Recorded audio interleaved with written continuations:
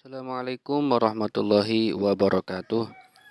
Hamdan wa syukronillah, salatan wa salaman ala rasulillah, la haula wa la quwata illa billah, amma ba'du.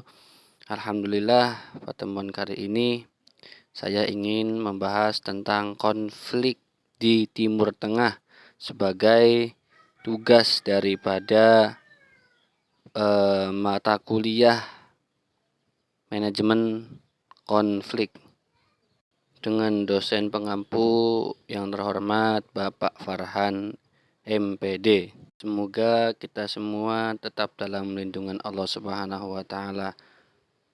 Ya, langsung saja untuk mempersingkat waktu, kami akan membahas tentang konflik di Timur Tengah. Oke, bismillahirrahmanirrahim. Diketahui bahwa di Timur Tengah itu adalah negara atau benua yang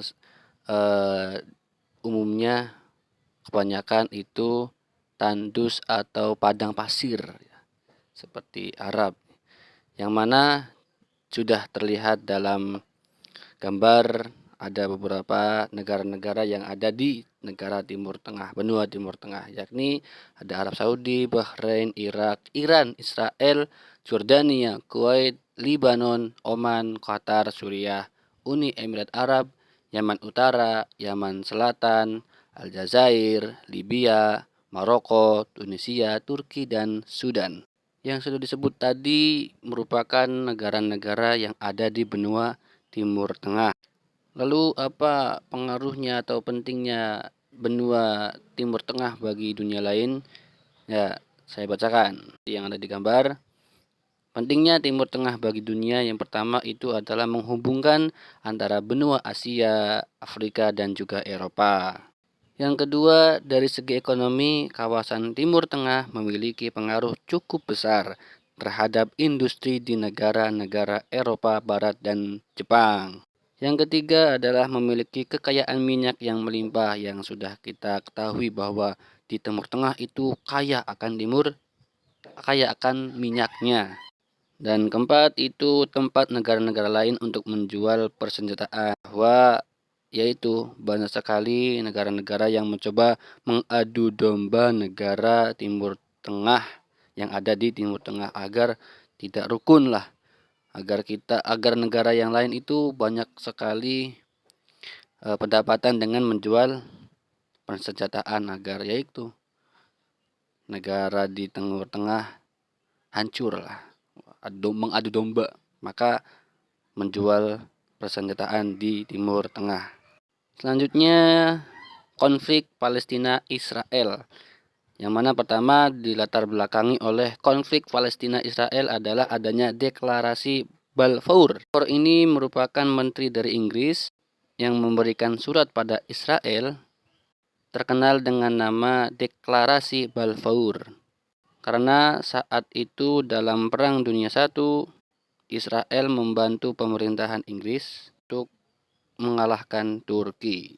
Kemudian yang kedua, pemerintah Inggris mendukung Zionis untuk mendirikan negara Yahudi Palestina. Zionis ini adalah gerakan orang-orang Yahudi untuk menyuruh orang-orangnya kembali ke Bukit Zion yang mereka anggap sebagai tanah suci mereka. Yang ketiga, berdasarkan Revolusi PBB nomor 181 tahun 1947, wilayah Palestina yang sebelumnya adalah wilayah mandat Inggris dibagi menjadi dua bagian, yaitu bagi kelompok Arab Palestina dan Yahudi. Kemudian yang keempat, tanggal 14 Mei 1988 berdirilah negara Republik Israel. Kemudian yang kelima adalah Perang Arab-Israel antara Israel melawan Suriah, melawan Yordania, Israel, Irak, dan negara Arab lainnya yang dimenangkan oleh Israel. Sudah diketahui bahwa Israel itu disokong oleh negara Amerika, yang mana sebagai menang ya beli. Pokoknya kuku diadu domba lah.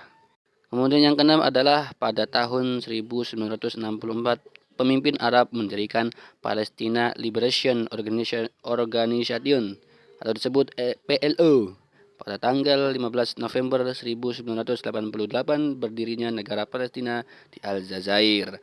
Pada saat itu, Yerusalem ditetapkan sebagai ibu kota dengan Presiden Yasser Arafat. Kemudian Perang Arab-Israel 1967 antara Israel melawan Mesir, Yordania, dan Suriah, dan dimenangkan oleh Israel dengan menguasai jalur Gaza, semenanjung Sinai, tepi barat termasuk Yerusalem Timur dan dataran tinggi Golan. Kemudian yang terakhir, Perang Yom Kippur 1973 antara Israel dengan koalisi negara Arab yang dimenangkan oleh Israel lagi, ya tentu karena dibelakangi atau disokong oleh negara Amerika.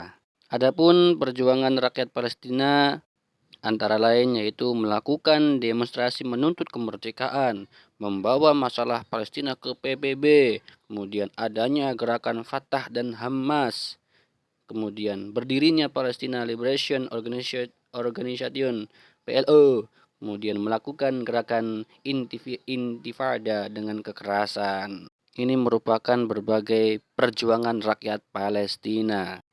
Selanjutnya ada upaya perdamaian. Pertama adalah upaya Camp David, yaitu kesepakatan dimediatori oleh Presiden AS atau Amerika Serikat Jimmy Carter antara Presiden Mesir Anwar Sadat dan Perdana Menteri Israel Menachem Begin. Yang isinya adalah: 1. Israel akan menarik mundur pasukannya dari wilayah Jazirah Sinai. 2. Mesir akan mengakui Israel dan membuka hubungan diplomatik. Kemudian upaya selanjutnya yakni Perjanjian Oslo 1933 antara Yasser Arafat dengan Perdana Menteri Israel Yitzhak Rabin, ditandatangani oleh Washington alaihissalam, bukan, AS-nya itu Amerika Serikat. Hasilnya disebut Deklarasi Prinsip yang isinya siap memberikan pengakuan terhadap PLO dan Israel. Yang kedua adalah pemberian otonomi terhadap Palestina untuk memerintah sendiri di jalur Gaza dan Jericho. Kemudian ini ada gambaran tentang wilayah Palestina dari masa ke masa dari awal tahun 1946. Kita bisa melihat di gambar itu bahwa yang 46 pink ini merupakan wilayah Palestina dan putih itu Israel. Kemudian pada tahun 47 wilayah Israel atau Yahudi semakin luas, menjajah. 1967 semakin luas lagi, waduh hebat bisa. Kemudian 2010 ini, wah tambah luas banget, wah kebalikan ini.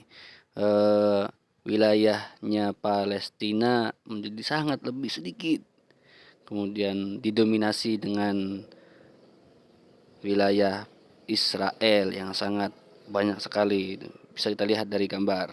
Kemudian setelah itu ada lagi konflik Suriah, yakni yang pertama dilatar belakangi oleh bermula dari grafiti di sekolah bertuliskan Ashab Yored Eskat El Nizam, yang artinya kurang lebih rakyat ingin menyingkirkan rezim. Kemudian pemerintah ingin mengusut siapa yang menulis grafiti itu. Akhirnya anak sekolah ditangkap dan ditahan. Ada yang mengatakan bahwa anak sekolah yang ditangkap itu kemudian dianiaya. Nah, awal mula yang sesimpel itu hingga kemudian menimbulkan terjadi demonstrasi terhadap Presiden Bashar al-Assad untuk mengundurkan diri. Kemudian menimbulkan aksi demo dibubarkan oleh pemerintah dan terjadi penangkapan terhadap pendemo oleh militer Suriah. Pendemo tadi adalah orang-orang yang tidak setuju tentang penangkapan siswa dan kemudian dianiaya itu. Dan kemudian terjadilah pelanggaran HAM, yaitu tadi. Dan kemudian Amerika Serikat berusaha menggulingkan Presiden Bashar al-Assad, akan tetapi belum berhasil. Selanjutnya ada revolusi Melati dan sering disebut sebagai Arab Springs, merupakan revolusi yang berusaha menumbangkan pemerintah yang diktator. Revolusi ini bermula pada tahun 2010 di Tunisia, kemudian berlanjut revolusi di Mesir 2011, dan ada lagi revolusi di Libya 2011 pula. Dan di antara penyebabnya adalah pertama, pengaruh demokrasi barat, rezim diktator, pelanggaran HAM, adanya korupsi dan dari pejabat, naiknya harga kebutuhan pokok, dan kemiskinan dan pengangguran. Kemudian ada lagi tentang revolusi Melati di Tunisia yang dilatar belakangi oleh adanya aksi bakar diri oleh seorang pedagang, yang katanya ada yang mengatakan pedagang sayur, ada yang mengatakan pedagang buah-buahan, yakni Muhammad Bouazizi, merupakan protes terhadap pemerintahan Presiden Zain el-Abidin bin Ali. Dan Zain el-Abidin bin Ali merupakan presiden kedua Tunisia yang memerintah dari tahun 1987 sampai 2011. Kemudian terjadi demonstrasi besar-besar di Tunisia yang berujung pada tanggal 14 Januari 2011.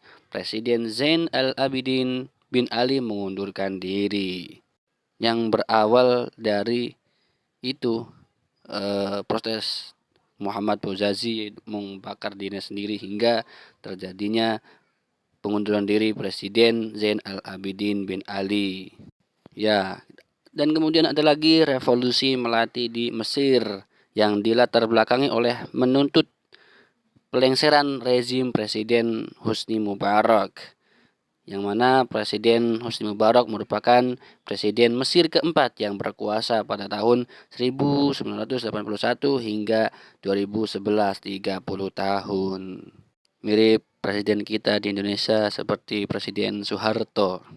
Kemudian terjadi demonstrasi yang berpusat di lapangan Tahrir yang menuntut Presiden Hosni Mubarak untuk mundur, yang mana demonya sangat besar sekali hingga pada 11 Februari 2011 Presiden Hosni Mubarak mengundurkan diri, kemudian kekuasaan dipegang oleh pihak militer.